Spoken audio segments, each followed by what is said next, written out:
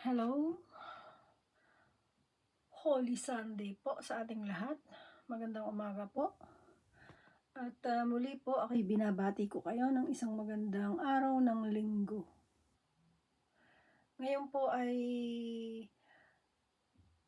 sa ngalan po ng ating Panginoong Hesus para sa kanyang mga aral ay sa mga aral po niya na nangyayari po sa panahon po natin ngayon, sa mundo po natin ngayon, ay katunayan lamang po ang kanyang sinabi na ang mga bagay na ito ay makikita nyo sa huling panahon. Sa huling panahon, subalit, hindi pa ito ang wakas. Bakit po niya sinabing hindi pa ito ang wakas? Sapagkat ito po yung mga bagay na makikita natin, palatandaan natin. Pero yung pinakakahuli-hulihang palatandaan ay katulad po ng sinabi ko sa inyo, yung magdidilim ang langit, maglalaglagan ng mga bituin, magkukulay dugo ang buwan. Yung magkukulay dugo po ang buwan ay nangyayari na sa atin ngayon yan. Ang hindi lang po natin panararanasan ay maglalaglagan ng mga bituin. At yung pong hindi na magbibigay ng liwanag ang araw at ang buwan. Yun po, yun na lang ang hindi natin nararanasan. Kaya po nasabi ng Panginoong Hesus na pag nakita natin yung mga nangyayari ngayon, ay hindi pa yun ang wakas. Kasi po sa ating Diyos, Ama sa langit, pagdating po sa araw at panahon, ang 1,000 pong araw sa atin ay natutumba sa isang araw lang ng Diyos eh. Yun po ang ibinigay na halimbawa sa Biblia. Kaya po ibig sabihin na kung ang 1,000 taon sa atin ay isang araw lang sa Diyos, ay hindi po malayo na doon po ay marirealize natin na yung nakikita nga natin ngayon, although yun ay mga sign ng ating huling panahon, pero yung pong sinasabi na maglalaglagan ng bituin, hindi na magliliwanag, magbibigay ng liwanag ang buwan at ang araw, yun po ang kailangan nating paghandaan. Kasi nga po, sabi din ng Panginoong Hesus, siya rin ang nagsabi na siya ay darating parang isang magnanakaw na walang nakakaalam. So, hindi po natin talaga alam at tiyak kung kailan ang dating niya. Subalit, sa lahat po ng mga pangitain ay narito na, meron na po tayong clue or meron na tayong ibig sabihin pagbabasihan, ganun po. Kaya po muli ay na ito pong Mateo na biglang iniudyok sa akin na basahin ko sa inyo, ay babasahin ko po ng mas dire-diretso para po ang ating pag-aaral at ang ating mga kaalaman sa pangyayari ngayon ay mabigyan din mabigyan din tayo ng impormasyon. Kaya po muli po, binabati ko kayo ng isang mapayapang araw ng linggo, unang araw sa kalendaryo ng Diyos at sa tawag ng pananampalataya sa Diyos. Ito po ang unang araw, linggo. Pagpalain nawa po kayong lahat saan man kayo naroroon, aking mga kapatid, kaibigan, kakilala, kamag-anak, at lahat ng kamag-anakan ko nasa ibang bansa na kung papalarin ay makarinig sila nito ay God willing.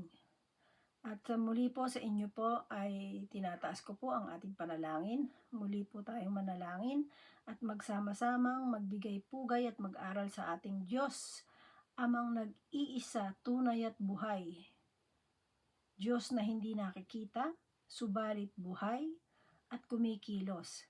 Kasi tunay po natin siyang hindi nakikita, pero kumikilos siya, sumasagot sa lahat ng kanyang mga minamahal. Yan po ay proven ko po yan. At ako po ang nagsasabi sa inyo na 100 o 1,000% na ay proven ko po ang tunay na pangako at buhay ang ating Diyos sa kanyang mga salita. Ang salita po niya ay buhay. Katulad po ng sinabi ng ating Panginoong Hesus, kung paano po ginawa ng ating Panginoong Hesus ang pagsunod sa kanyang Ama, ay ganun din daw po ang ating gawing pagsunod. At paano tayo magpapakabanal? Hindi naman po sinabing porke tayo ay banal, hindi na tayo o makasalanan ay hindi na tayo pwedeng maging banal. Kasi po ang pagiging banal ay ang pagsunod po sa salita ng Diyos at saka po yung ang tao po kahit pa sabihin mong napakarumi-rumi mo, kapag talagang desidido kang magbago, maglinis ng iyong buhay, magbagong buhay, dumiretso ka ng buhay sa maayos na paraan, ayon sa kalooban ng Diyos, wala pong imposible. Basta po tayo ay kung mangangako sa Diyos, ay diretso natin ang ating gagawin na pangako dahil ang Diyos po ang ating kausap at hindi tao. Dahil ang tao ay nangangako para sirain. Pero ang Diyos, pag nangako, tunay, buhay at tunay na nangyayari. At yan po yung napapatunayan ko at napatunayan ko sa buhay ko. Sa buhay namin ng aking anak at sa akin ng aming pamilya. Kaya po maniwala kayo't sa hindi, kahit po yun sa 10 Commandments na pinuntahan ng 10 salot o kung ano-anong salot ang Egypt, ang bayan ng Egypt o ang bansang Egypt, sinalot ang mga panganay. Pero alam po ng salot kung sino sasalutin nila. Yan po ang masasabi ko. Kaya kapag tayo tunay na anak ng Diyos, meron tayong meron tayong tanda. Kaya kahit anong salot ang dumating, pag talagang sumusunod kayo sa Diyos, ay hindi kayo pakikialaman ng salot na darating. Yan po ang tandaan nyo. Kasi alam ng Diyos ang mga sa Kanya. At alam din ng salot na dumarating kung alin lamang ang kanilang sasalutin. Kasi dahil nga ang mga anak ng Diyos ay may tanda. Kaya po, hopefully, na sa pag-aaral po nating ito, ay masikap nating magkaroon tayo ng tanda ng Diyos. At ang tanda po ng Diyos na yan ay Diyos ang nakakaalam. Yun po ay makikita sa ating pagsasabuhay ng kanyang salita. Kaya po muli, magandang araw sa inyo. Ang kapayapaan ay sumainyong lahat. Muli po tayo magdasal, magmanalangin.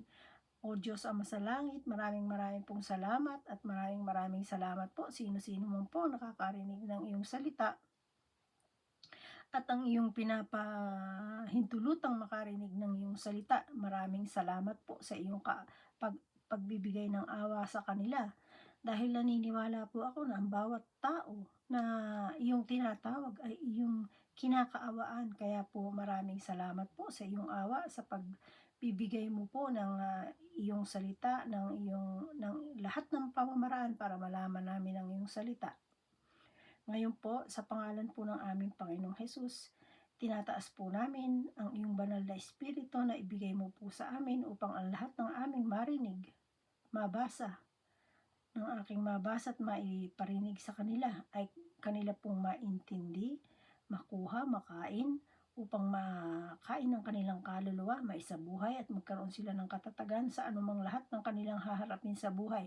Katulad po ama ng ginawa mo sa akin, na anumang hirap sa buhay na ipinaranas ng mundo sa akin simula pagkabata, kung aking iisipin ay hindi ko talaga makakaya.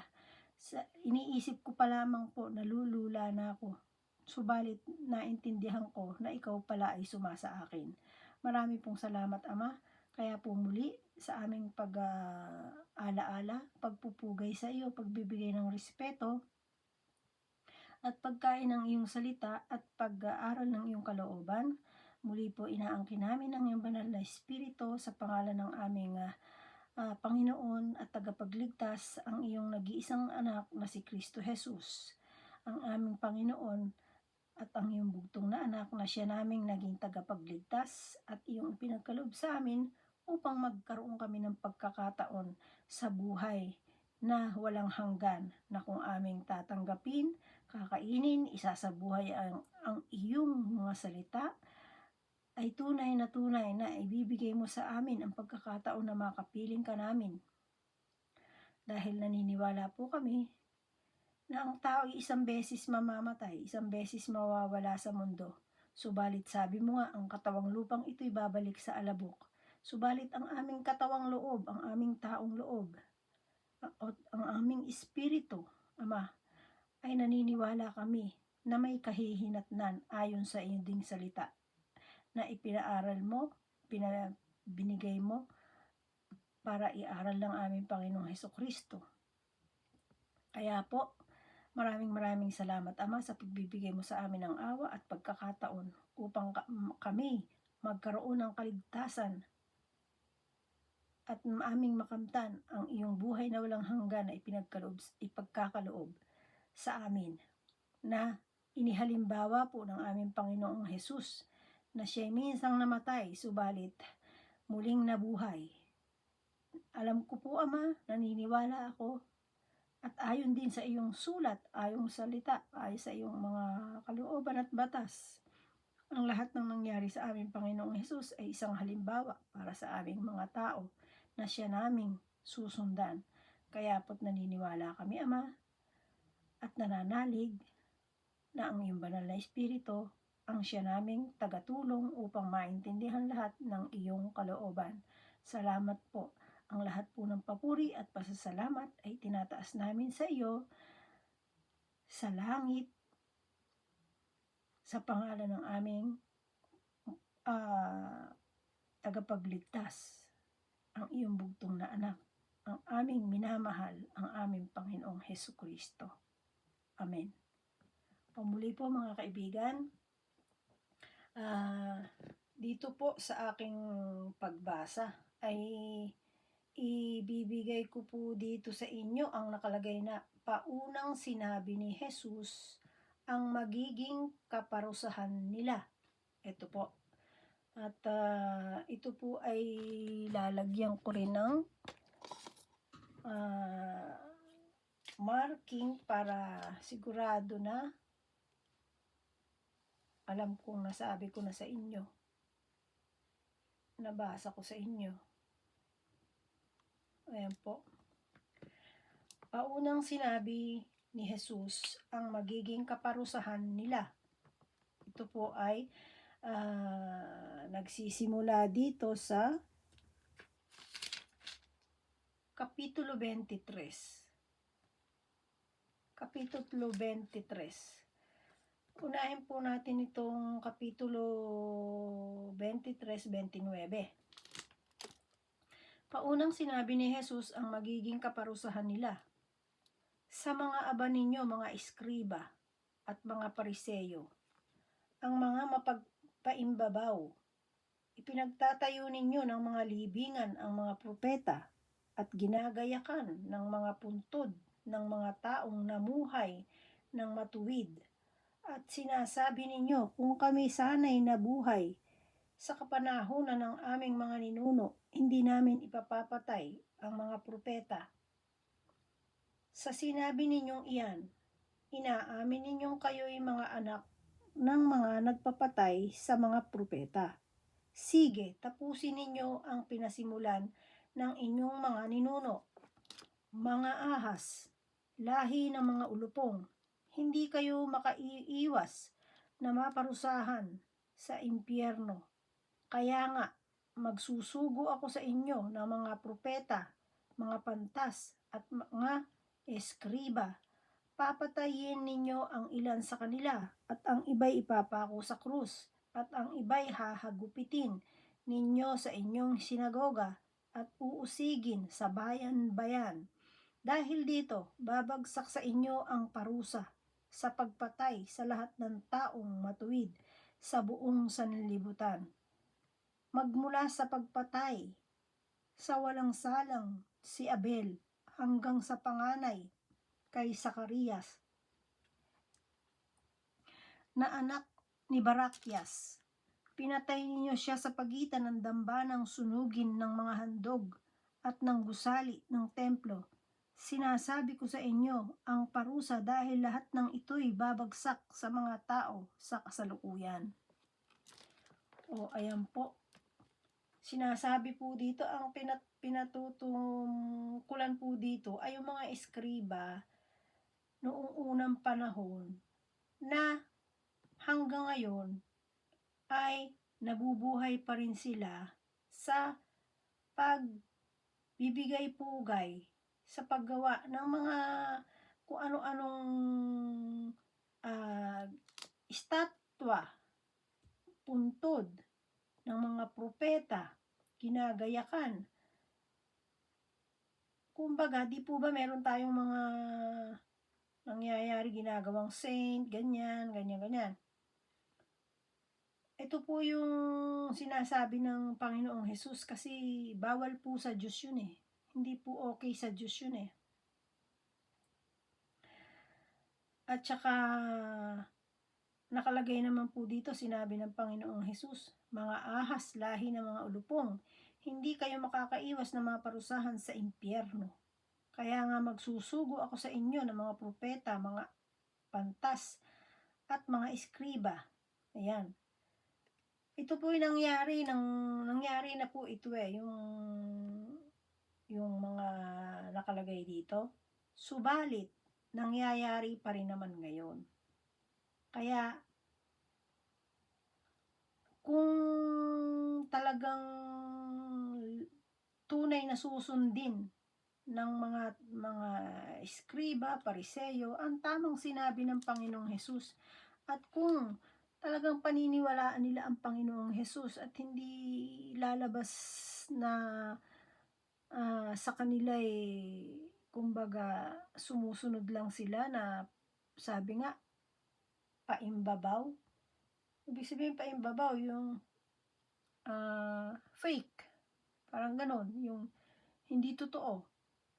So, sumusunod lang sila para lang masabing sila'y gumagawa ng mga ginagawa o tinuro ng Panginoong Hesus. Marami pa rin naman po, pero hindi naman lahat. Kasi, bakit mo po masasabi na hindi naman lahat? Kasi merong lilitawan na po ngayon na talagang pare, kardinal, obispo, na talagang lumalabas talaga sila na sinasabi nila ang katotohanan, na hindi totoo kahit sila mismo, hindi totoo ang tawag dyan? Ano ba yung hindi totoo na yun sa mga bata, limbingan ng mga bata, ano ba yun? Limbo. Tapos yung purgatorio, yun, pinapatutuhanan ng mga pari na talagang kinakasihan ng karunungan ng Diyos at talagang sila ay pinakikita nila ang tamang aral na nakasulat sa Biblia at yung mga maling aral na yun ngayon ay siya nilang itinatama. Lalong-lalo na yung mga pagsamba-samba sa Diyos-Diyosan. Nakita nyo naman po sa YouTube, sa TV, yan, nakalagay yan.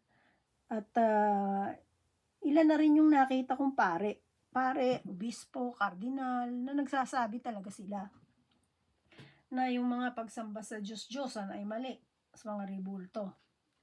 Kaya po, hindi natin masasabing lahat dahil sabi nga po, ang ating Diyos, ang tinitingnan niya ay ang puso at isip ng isang tao. Hindi po yung kung ano lang yung makita natin, basta huhusgahan na natin sa kanyang ginagawa, hindi. Pero, kahit pasabihin mo na andun siya sa under ng mga sumasamba sa ribulto na yon, ay malay naman natin kung hindi niya talaga kagustuhan, subalit napapasunod lang siya. Pero kapag talaga po kasi tayong nagtuon ng pagmamahal sa Diyos, sa ayaw at sa gusto natin, susundin natin ang Diyos. Yun po ang tunay na nagmamahal sa Diyos. Kaya si Hodang mawalay ka pa dyan sa mga grupo mo, pag alam mo namang mali, ay talagang iaalis ka.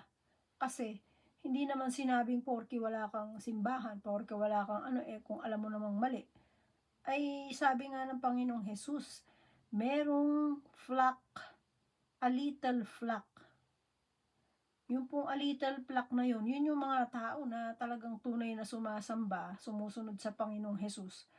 Kahit pasabihin mong sila lang o pa isa-isa, dami po ng pa isa-isa na yan, alam ng Diyos yan. Kaya po ang nasa labas na sinasabi, kahit nasa labas ka, kapag tunay ang pagsamba mo at pagmamahal sa Diyos, ay daig pa po yun ng mga nasa loob na sumasamba sa may naglilingkod sa sambahan na na sumasamba sila sa mga inuutos lang ng mga tao. Yun po ang katotohanan doon. At nalulungkot nga lang po ako dahil merong iba na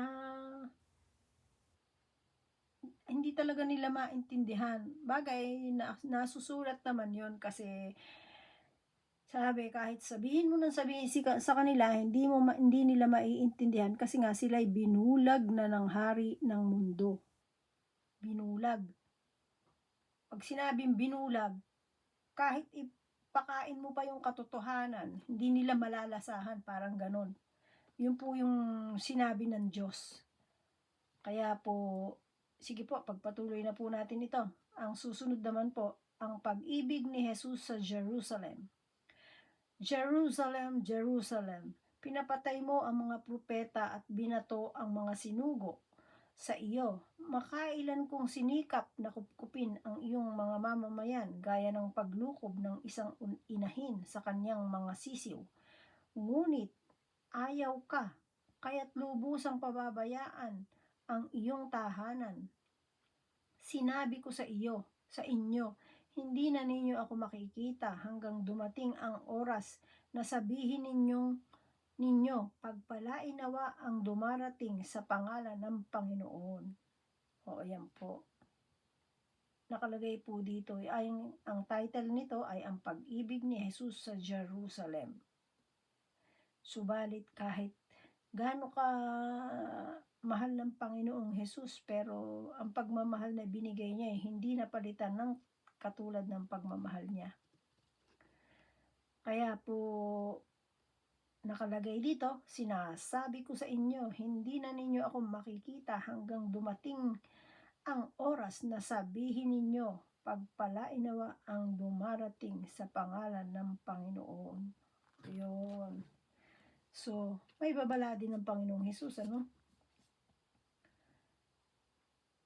O, ito naman po, sa 24 po tayo, tungkol sa pagkawasak ng templo. Lumabas si Jesus sa templo, paalis na siya nang lumapit ang mga alagad at itinuro sa kanya ang mga gusali sa templo. Ngunit sinabi niya, nakikita niyo ang mga gusaling iyan? Tandaan ninyo, darating ang araw na wala riyang matitirang bato sa ibabaw ng kapwa bato. Lahat ay iguguho. Totoo naman po, sa Jerusalem ang halos sa Israel ang dami pong iginuho dyan, diba? Kasi po kung magbabasa po tayo ng Biblia at malalaman natin, kapag ang isang bansa, lalo na yung minamahal ng ating Diyos, yung dati ang bayang Israel, ano po, kapag yun ay hindi sumusunod at talagang sila'y nagtitigas ng ulo, alam niyo po ba ang ginagawa ng Diyos? Pinababayaan niyang sila ay ma-conquer,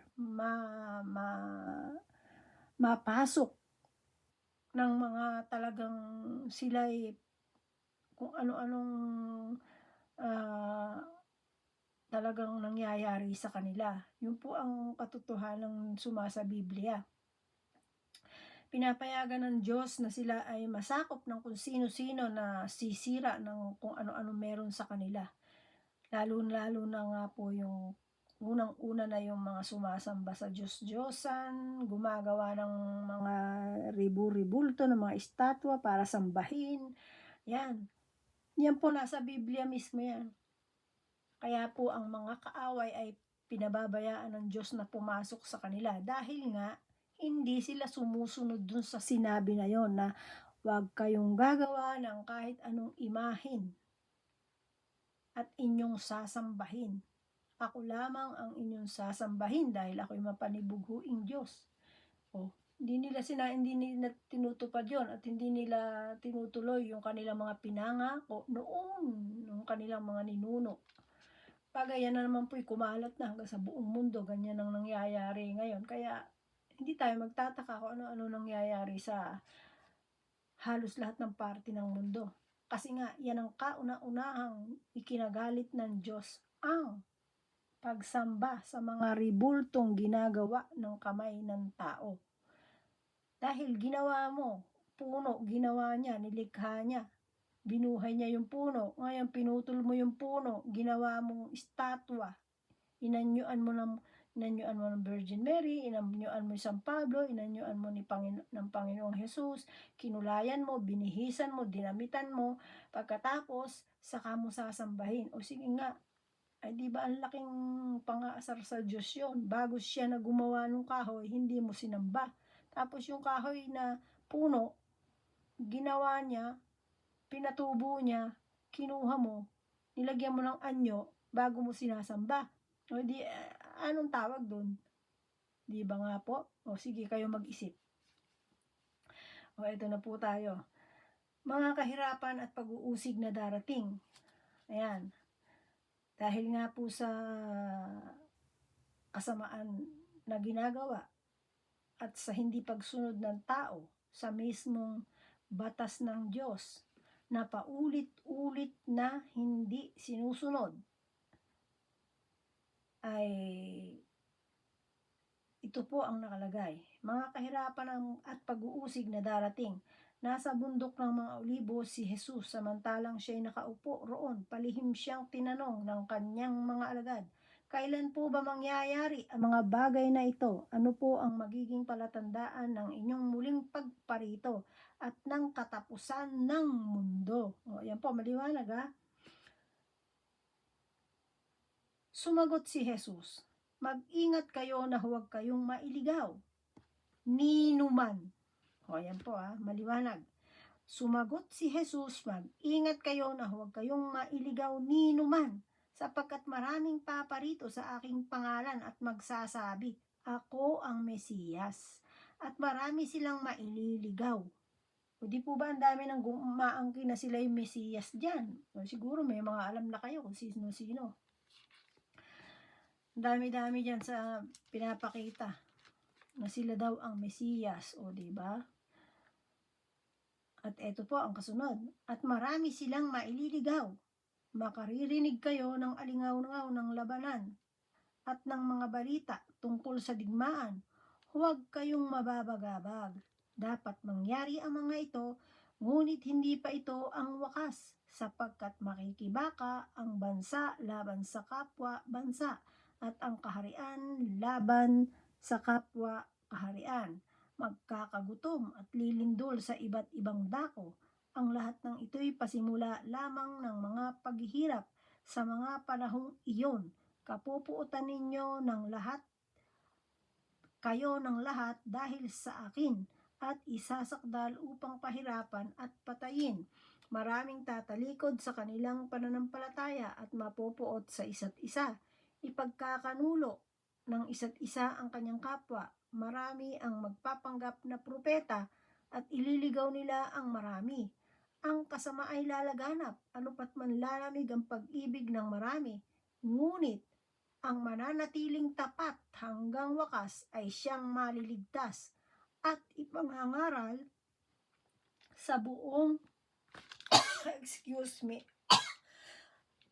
I by the blood of Jesus I rebuke you. At ipangangaral sa buong sanlibutan ang mabuting balita tungkol sa paghahari ng Diyos upang ito'y makilala ng lahat ng bansa sa kadarating ang wakas. Ayun po. Alam niyo po, ito po, paulit-ulit na binibigyan tayo ng pagkakataon ng Diyos.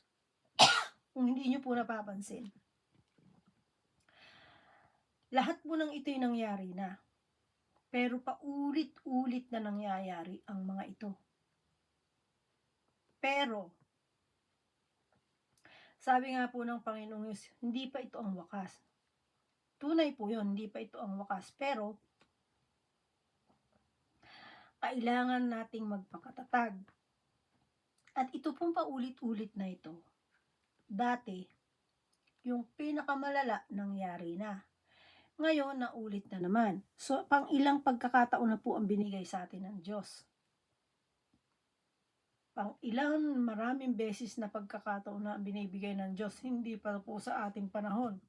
Sa panahon pa po ng ating mga ninuno. Kaya po tunay na nakalulungkot, sana po, ay marami nang magbago.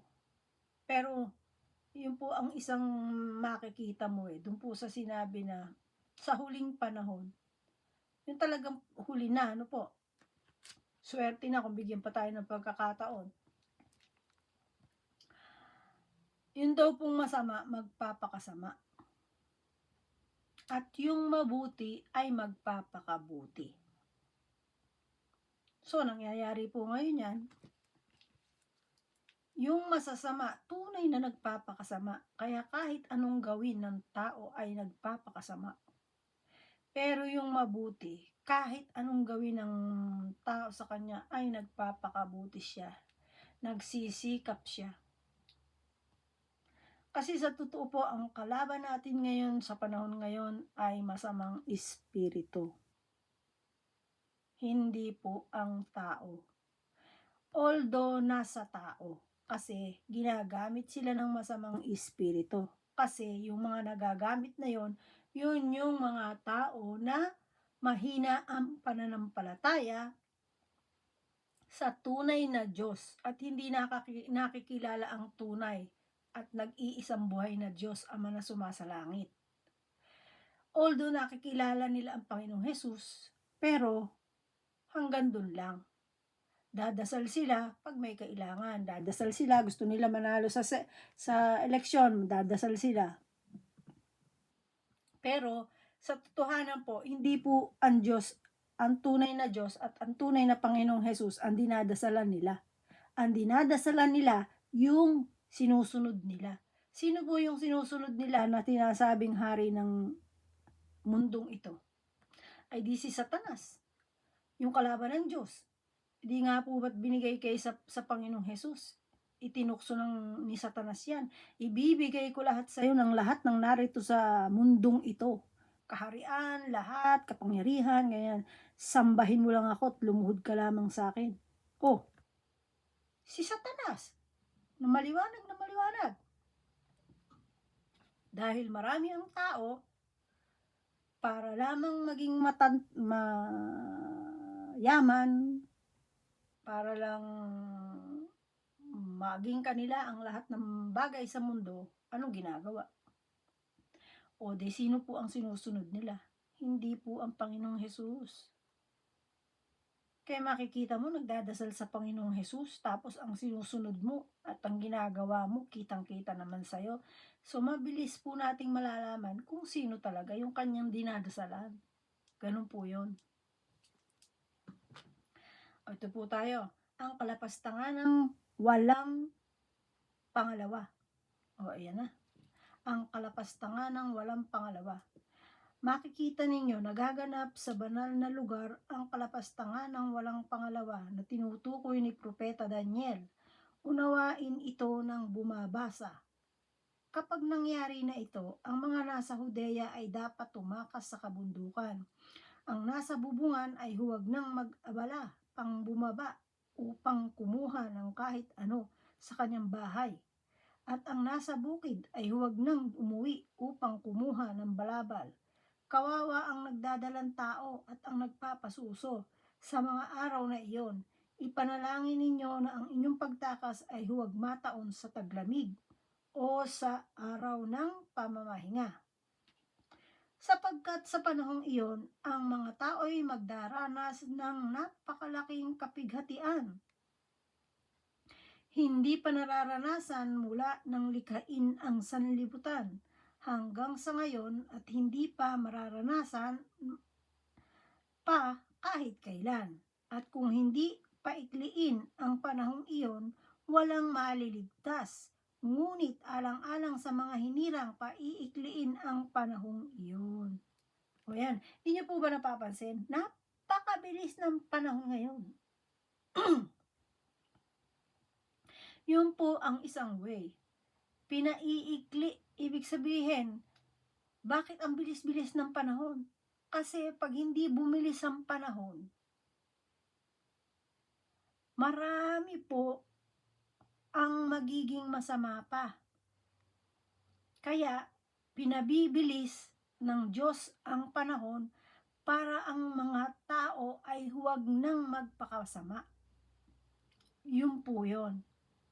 Kasi, dahil nga po, katulad ng sabi ko, ang kalaban natin ay ang masamang espiritong naglipana dito sa mundo.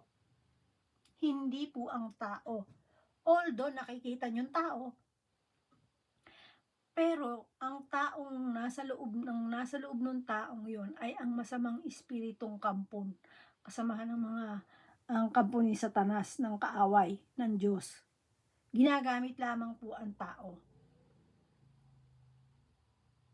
Yun po ang nakakalungkot. Kasi hindi nila alam na sila'y ginagamit lamang ng masamang espiritu ng mga kampo ni Satanas. Dahil sa mga ganung gawa. Dahil bakit? Kasi hindi nila kilala ang tunay na Diyos. Hindi nila kilala kung paano sasambahin ang Diyos na tunay. Hindi nila alam kung paano pasasalamatan ng Diyos na tunay. Hindi nila alam kung ano talaga ang kalooban ng Diyos, kung ano mga dapat gawin. Yun po yun. At hindi nila alam din kung sino ang tunay na Jesus. Kung sino ang tunay na Panginoong Hesukristo. Marami ang nasa maling pagsamba sa Panginoong Hesukristo na sinasabi nilang sila'y nasa Panginoong Hesukristo. Mali. Marami. Kaya po yung sinasabing kabawal-bawalan ng Panginoong Jesus. Mag-ingat kayo na huwag kayong mailigaw ni numan.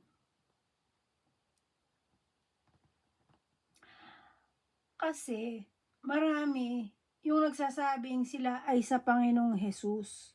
Pero pag tiningnan mo sa Biblia, malayo. Kaya po, makikita natin mismo sa sarili natin. Kasi sa Biblia, kapag sumasa Diyos ka, lalayo ka sa politika. Hindi ka makikianib dyan, hindi ka sasama dyan.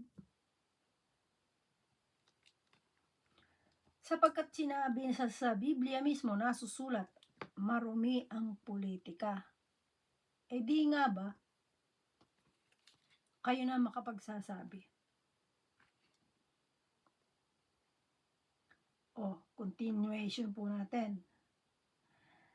Sapagkat sa panahon iyon, ang mga tao ay magdaranas ng napakalaking kapighatiang hindi pa nararanasan mula ng likhain ang sanlibutan. Hanggang sa ngayon at hindi na mararanasan pa kahit kailan. At kung hindi pa ikliin ang panahong iyon, walang maililigtas. Ngunit alang-alang sa mga hinirang, paiikliin ang panahong iyon. Alam niyo po ba yung mga hinirang? Ito po yung mga tinawag. Ito po yung mga tinawag ng Diyos para maglingkod sa kanila, para sumunod sa kanila, para sumigaw sa mundo, para isigaw ang lahat ng kalooban ng Diyos, para isigaw ang katotohanan. Yun po yung tinatawag na mga hinirang at mga tinawag. Mga tinawag, mga hinirang. Kung may magsabi sa inyo, narito ang Mesiyas o nariyan siya, huwag kayong maniniwala, sapagkat may mga magpapanggap na Mesiyas. At may mga magpapanggap, may mga lilitaw na mga bulaang propeta. Magpapakita sila ng mga kagila-gilalas na tanda at mga kababalaghan upang iligaw kung maaari, pati ang mga hinirang ng Diyos. O di po ba nangyayari naman talaga yan? Kesyo lumuluha si Virgin Mary, kesyo lumuluha si Virgin Mary ng dugo, kesyo yung ano ba yon, may Nazareno pa akong nakikita talaga na sobrang pinagkakaguluhan ng tao, yung negro na Nazareno, na kesyo yun ay lumuluha ng dugo ba yun? O ano? Talagang sobra. Yun po yung sinasabing isang sample na maililigaw.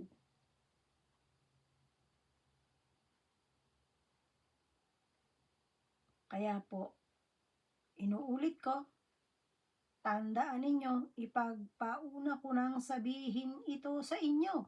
Kaya't kung sabihin nila sa inyo, naroon siya sa ilang, huwag kayong pumaroon. Kung sabihin nilang naroon siya sa silid, huwag kayong maniniwala. Sapagkat kung gaano kabilis gumuhit ang kidlat mula sa silangan hanggang sa kanluran, gayon din naman ang pagparito ng anak ng tao. O ayun po pala. Binigyan tayo ng clue kung paano, bukod sa sinabing parang darating siyang parang magnanakaw. Yung ibig sabihin yung unexpected. O meron pa po dito na siya ay parang kabilis, kung gaano kasing bilis yung pagguhit ng ano ng kidlat. Ganun daw po darating. So, napakaliwanag. Dalawa po yan, bali. Ayan, pangalawa yan, yung nabasa ko po na ano, na pagdating ng ating Panginoong Hesus. Parang guhit ng kidlat. O di po ba yung guhit ng kidlat? Wala pa nga yatang ilang segundo yun eh. Wala pang, oo tama, segundo, wala pa. Di ba? Parang guhit ng kidlat mula sa silangan hanggang sa kanluran. Gayon din naman ang pagparito ng anak ng tao. Kung saan naroon ang bangkay, doon naman magkakatipon ang mga buitre. Oh. Kaya, tayo na po at mag-aral talaga at kainin natin ito. Oh, ang pagparito ng anak ng tao. Ayan. Pagkatapos ng kapighatian, iyong magdidilim. O eto na yata yung sinasabi ko po sa inyo. Pagkatapos ng kapighatiang iyon, magdidilim ang araw at hindi magliliwanag ang buwan. Malalaglag mula sa langit ang mga bituin at mayayanig ang kapangyarihan sa kalawakan. Pagkatapos ay lilitaw sa langit ang tanda ng anak ng tao at mananangis ang lahat ng bansa.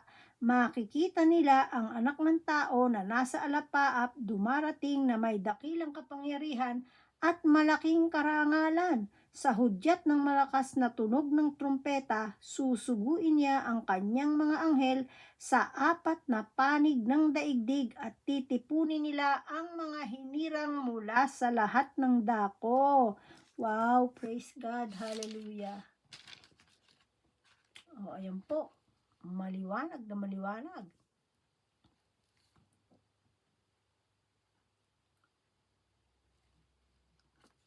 Liwanag na maliwanag ang sinabi ng ating Biblia.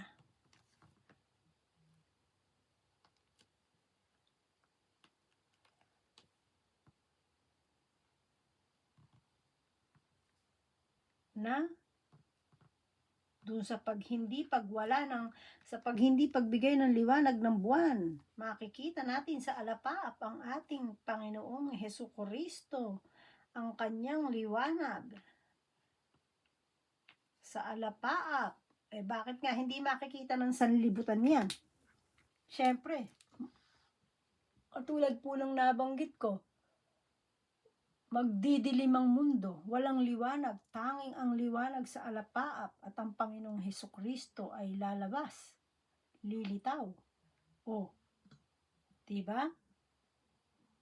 Kaya nga may nakikita pa ako dun sa YouTube, eh, wag po kayo basta-basta naniniwala do'n na andiyon ang Panginoong Hesukristo. Yan po, sinabi diyan, oh, binasa ko lang kanina. Aba, liwa-liwanag ng araw, eh, lumilitaw ang Panginoong Hesukristo. Ay, yun napaka-imposible po nun. Hindi po yun ang nakasulat sa Biblia. Kaya po wag basta-basta kayo. Binabalaan tayo. Wag kayo basta-basta maniniwala. Pag sinabing nandun ang Panginoong Hesus, wag kayong pupunta, wag kayong makikinig, wag kayong maniniwala. Maliwanag po ang binasa ko, ano po. Kapag po hindi nyo napansin o namalaya na binasa ko, pakinggan nyo po uli itong binabasa ko. O, eto na po tayo. Ang aral mula sa puno ng igos. Unawain ninyo ang mga aral mula sa puno ng igos. Kapag nananariwa at nagdadahon ang mga sanga nito, alam ninyong malapit na ang tag-araw. Gayon din naman, kapag nakita ninyo ang lahat ng ito, malalaman ninyong malapit na ang panahon ng pagparito niya. Magsisimula na, tandaan ninyo ang magaganap. Ang lahat ng ito bago mamatay ang mga taong nabubuhay ngayon. Tandaan ninyo, magaganap ang lahat ng ito bago mamatay ang mga taong nabubuhay ngayon. Mawawala ang langit at ang lupa, ngunit ang mga salita ko'y hindi magkakabula. So, ibig po sabihin, dito sa paragraph na ito, may napakahalaga pong sinabi rito, eh. Tandaan ninyo, magaganap ang lahat ng ito bago mamatay ang mga taong nabubuhay ngayon. Ay di tama po yung sinabi kanina na paiikliin ang panahon para ang mga hinirang ay maligtas na buhay. So, ibig sabihin, ang mga taong nagsisikap ngayon sa buhay na makasunod sa Panginoong Hesukristo at sa Diyos Ama na nasa langit upang maihayag ang katotohanan ito ay pagdating ng Panginoong Hesukristo ay buhay pa rin. Hindi po ba? Maliwanag po yan, eh. Tandaan ninyo, magaganap ang lahat ng ito bago mamatay ang mga taong nabubuhay ngayon. Mawawala ang langit at ang lupa, ngunit ang mga salita ko hindi magkakabula. Ayan. Sundan ko po muna uli para makarami tayo. Walang taong nakakaalam ng araw o oras na yaon. Ngunit walang nakakaalam ng araw at oras ng pagsapit niyon, kahit ang mga anghel sa langit o ang anak man. Ang Ama lamang ang nakakaalam nito. Ang pagdating ng anak ng tao ay matutulad sa pagdating ng baha noong panahon ni Noe. Noong ang mga tao ay nagsisikain, nagsisiinom at nag-aasawa hanggang sa araw na pumasok sa daong si Noe, dumating ang baha nang di nila namamalayan at tinangay silang lahat. Gayon din ang mangyayari sa pagdating ng anak ng tao. Sa panahong iyon, may dalawang lalaking gumagawa sa bukid, kukunin ang isa at iiwan ang isa. May dalawang babaeng magkasamang gumigiling, kukunin ang isa at iiwan ng isa. Kaya magbantay kayo sapagkat hindi ninyo alam kung anong araw na paririto ang inyong Panginoon. Tandaan ninyo, ito kung alam lamang ng puno ng sambahayan kung anong oras ng gabi darating ang magnanakaw, siya'y magbabantay at hindi niya pababayaang pasukin ang kanyang bahay. Kaya't maging handa kayong lagi sapagkat darating ang anak ng tao sa oras na di inaasahan. Yan, maliwanag po. Ito po, tapusin natin. Para sa susunod ay tapusin natin itong 23, bali po ang natapos natin ay 23 and 4, Ito po. Ang tapat at di tapat na alipin. Ayan, ang tapat at di tapat na alipin. Ito po ay inaano po dito, yung sumusunod talaga sa tamang katotohanan at tamang aral ng Diyos. Yun po yun. Ang tapat at matalinong alipin ang siyang pinapamahala ng kanyang Panginoon sa ibang mga alipin upang bigyan sila ng kanilang pagkain sa karampatang panahon. Mapalad ang aliping iyon kapag dinatnan siyang gumagawa ng gayon sa pagbabalik ng kanyang Panginoon. Sinasabi ko sa inyo, pamamahalain siya ng kanyang Panginoon sa lahat ng kanyang ari-arian. Ngunit kung masama ang aliping iyon, sasabihin niya sa sarili, matatagalan pa bago magbalik ang aking Panginoon at sisimulang bugbugin ang kanyang mga kapwa alipin at makikipagkainan, makikipag-inuman sa mga lasenggo. Babalik ang Panginoon ng aliping iyon sa araw na hindi niya inaasahan at sa oras na hindi niya alam. Buong higit na parurusahan siya ng Panginoon at isasama sa mga mapagpapaimbabaw. Dooy tatangi siya at magngangalit ang kanyang mga ngipin. Ayan po. Ang sinabi po mga tapat at di tapat na alipin, ito po yung mga pabanjing-banjing pa na mga nagsasabing sila'y alagad ng Diyos pero pabanjing-banjing lang. Hindi po nila alam, andyan na lahat ng pinatutunayan na lahat ng pangitain, handyan na. Yun na nga lang pong isa na lang. Yung pong hindi pagbibigay ng liwanag ng buwan at ng araw, paglaglag ng mga bituin, yan na lamang po. Kaya po tunay na napakabilis ng panahon. Narito na po tayo. Nasa pintuan na po tayo. Bubukas na lang ang pinto, kumbaga. Kaya po tayo, magsikap na tayo. Wag na po natin sabihin na ano ba yan, di totoo yan, ganyan. Simula pagkabata, narinig ko na yan. Ganyan po yung naririnig ko noon hanggang ngayon Simula noon, naririnig ko na yan, hanggang ngayon, yan pa rin yan. Ba, hindi po ganun yun. Kasi ang araw ng tao sa araw ng Diyos ay magkaiba. Ang 1,000 sa atin ay kinukumpara sa isang araw sa Diyos. Yun po ang lagi natin tandaan. Kaya dapat, lagi tayong nakahanda. Lagi po tayong dapat nakahanda. Ano man ang mangyari. Kaya kailangan po malinis ang ating puso, malinis ang ating isip, malinis ang ating buong kaluluwa. Para ano man ang mangyari sa araw, ay alam nyo na kayo ay kasamang aangat pasalubong sa ating Panginoong Hesukristo. Huwag na kayong focus sa mga taong walang ginawa, kundi anuhin ang sariling bayan, yung mga ganyan. Hindi naman po kalabisan yung hindi kayo tumutok Kung nakita nyo, di so what, di tignan nyo, makitingin-tingin kayo. Pero wag nyo ibibigay yung focus nyo talaga doon. Bigay nyo para ang focus sa Diyos.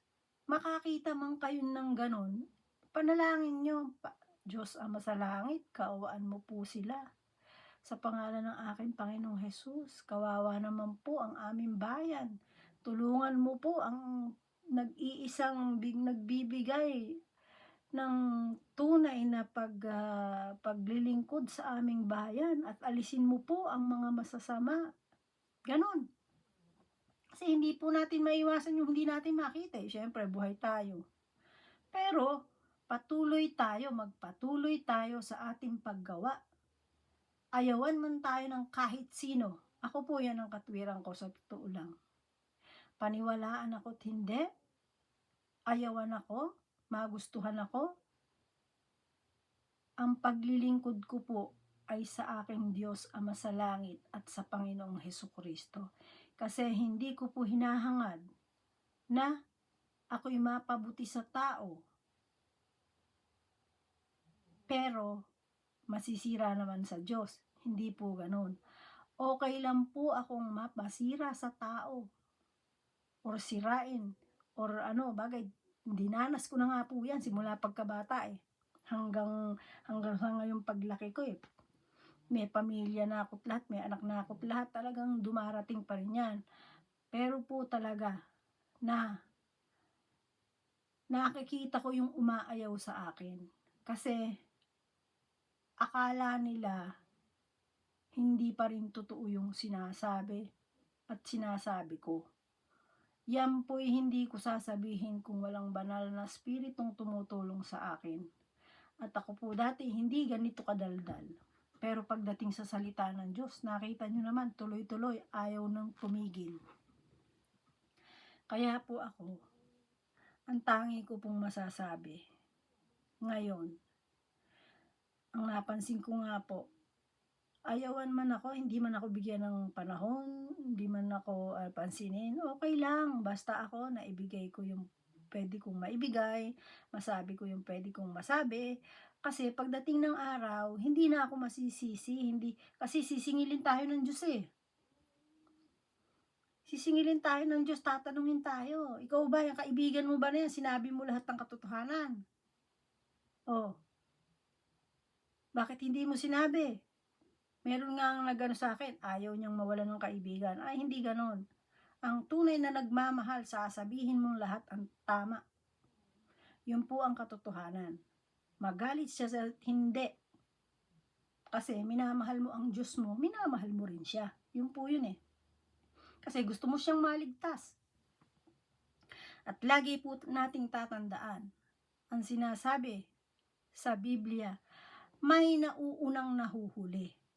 Yan po, pakatandaan natin. At may nahuhuling nauuna. Sa palagay nyo, ano po yan? Yan po ay kayo na ang sumagot. Kung naiintindihan nyo.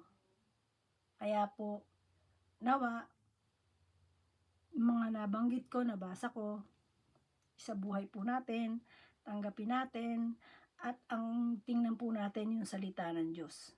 Yun po ang kainin natin. Kasi pag yun ang kinain natin, nilunok natin, ipinasok natin sa buong kaluluwa natin, sa taong loob natin, kahit saan tayo makarating, dala-dala natin yun.